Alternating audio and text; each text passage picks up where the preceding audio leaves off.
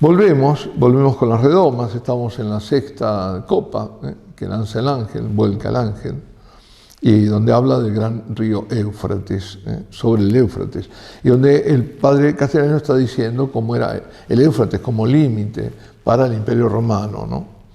Era muy definida la frontera del imperio con el oriente y tenían que mantenerla siempre. Que se rompa esa barrera quiere decir que invade el oriente al occidente, y de eso se trata, dice. Se dice ahora, se ha retirado hoy día alguna gran barrera o cintura móvil entre oriente y occidente, pero claramente, en las bancas de las Naciones Unidas, mal se sientan no solo los rusos, sino los chinos y los catangudos, lo que eso sugiere veremos abajo. En 1783, 6 años antes de la Revolución Francesa, el joven y genial político conde de Mirabeau escribió en Berlín para Federico Guillermo II, que acababa de suceder a su padre, Federico II de Prusia, el famoso, su mémoire sur la situation générale d'Europe. El nuevo monarca le había solicitado consejo que no se siguió.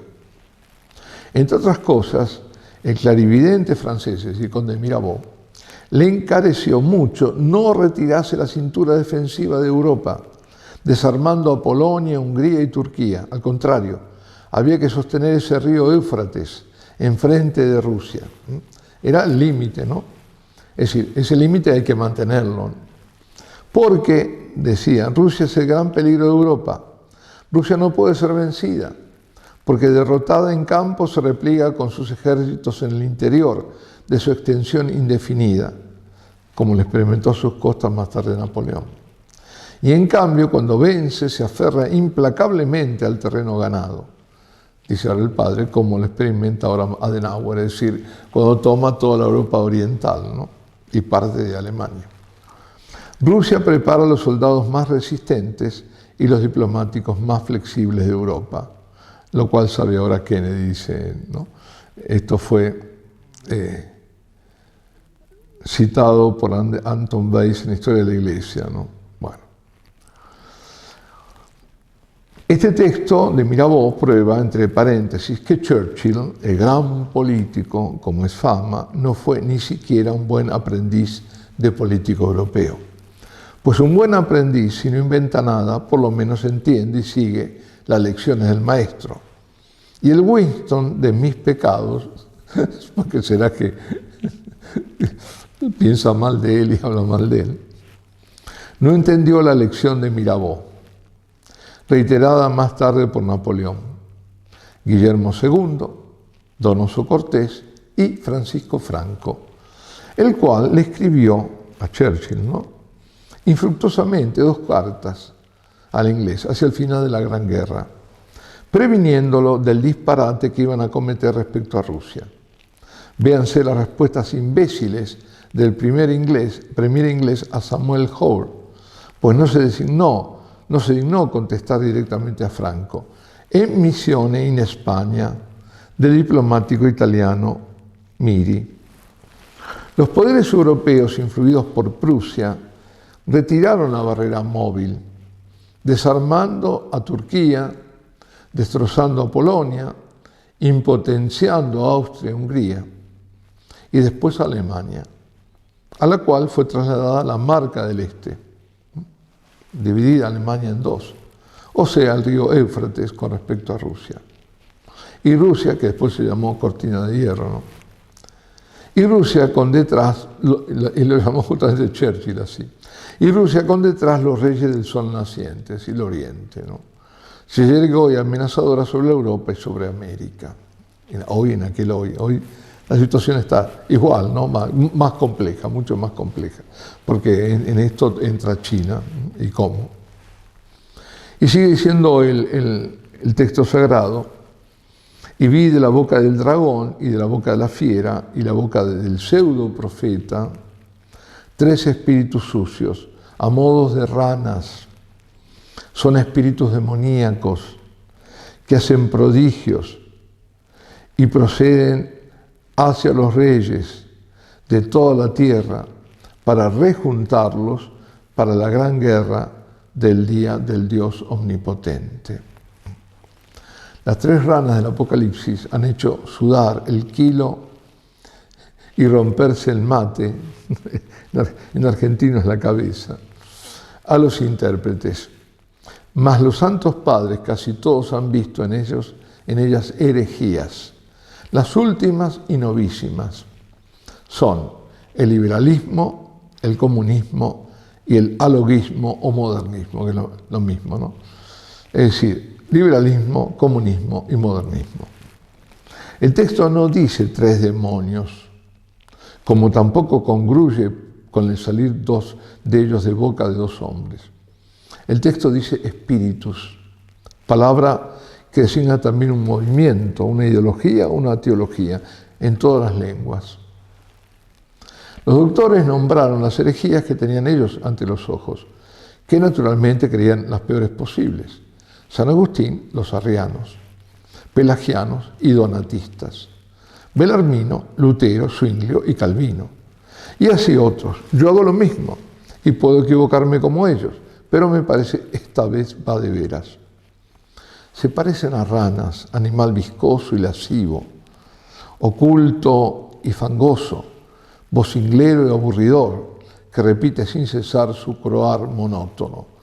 Cuá, cuá, cantaba la rana, cuá, cuá, debajo del río. La democracia, cuá, cuá, justicia social, cuá, cuá. Y la humanidad, cuá, cuá, canta el diabólico trío. Esta herejía política, difusa hoy en todo el mundo, que aún no tiene nombre y cuando lo tenga no será el propio suyo, que Newman el siglo pasado llamó liberalismo religioso, y por cierto vio en ella, como yo ahora, presagios del anticristo, que San Pío X llamó modernismo y Belloc alogismo, es el viejo naturalismo religioso, que remonta a Rousseau y a los enciclopedistas. Y en su raíz, si se quiere, al presbítero belga Bayus, Michel Bay, la cual es en su fondo la idolatría del hombre o de la humanidad. Es decir, el peor error posible atribuido por San Pablo al ánomos, como vimos, al impío, al sin ley, al anticristo, ¿no? Es decir, desplazar es una serie de desplazamientos. Primero hay que desplazar a Dios y poner el hombre, y después el hombre absolutamente desplazado, porque el que se pone en el medio es el demonio, ¿no? Mucho he escrito acerca de ella, me resumiré aquí. Consiste en una adulteración sutil del cristianismo, al cual vacía de su contenido sobrenatural, dejando la huera corteza, es decir, la cáscara, la cual rellena de inmediato el espíritu que ama los sitios sucios y los lugares vacantes. Con el antiguo seréis como dioses. Seguida se mete el demonio. Joseph Pieper observó con justeza que el dicho «la religión es cosa privada y al Estado no le interesa», lema del liberalismo, comporta nombrar Dios al Estado, poniéndolo por encima del Dios privado. Es esta lotatría,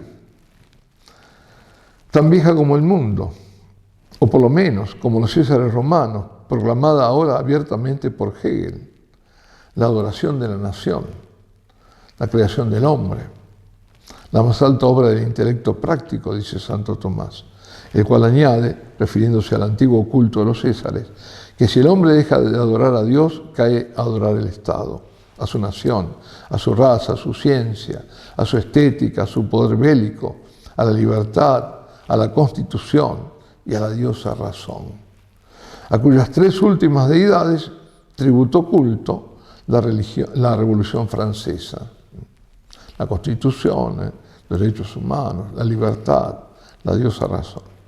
Aunque era Robespierre en el fondo, que estaba allí detrás de las prostitutas enjaezadas de seda y oros sacerdotales, a quien subía el humo del incienso al irreprochable, el Robespierre. Exactamente como ha de suceder con la fiera. Precisamente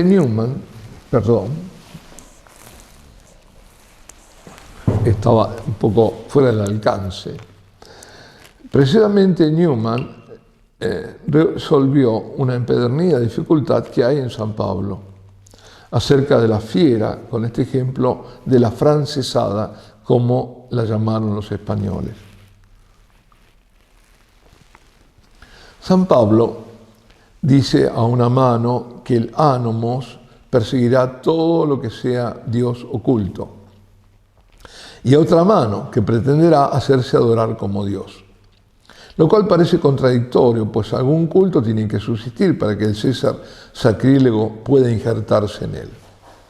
Mas esta contradicción aconteció, de hecho, en aquel delirio de la terreur, del terror, ¿no?, de 1794. Persiguieron todas las religiones, hicieron proclamar públicamente a un desdichado obispo que Dios no existía, profanaron y vaciaron las iglesias, y después quisieron meter adentro de ellas ídolos, sin sustancia, hechos de las obras de sus adjetivos, representados por mujeres dudosas que en realidad representaban a los héroes y mártires, como Marat, héroes y mártires de ellos, de la libertad, la Constitución y de la libertad, la Constitución y la deificada razón, y nominalmente al irreprochable, decía Robespierre. Bueno, es decir, aquí se ve esto, lo que estaba diciendo, ¿no? Parecía que no, que había una contradicción, sin embargo fue así. Liquidaron todos, pero había que eso. Bueno, ¿cómo no pensar cuando uno lee esto acerca de lo que ya aconteció sobre ese emplazamiento, para decirlo de alguna forma, de la Pachamama en el Vaticano? ¿Cómo es inevitable? Uno no puede dejar de pensar en eso. Y dice luego, en eso se le parecerá también el anticristo, que también se mostrará al mundo irreprochable, por encima de todo. Dice luego el texto, velai, vengo como ladrón. Oh, no, es una admiración, cuidado. Dichoso, atención, el que vigila y custodia su túnica, para no andar desnudo, que se vean sus vergüenzas. Esta misma encomienda se hace a las 3 últimas iglesias de la visión,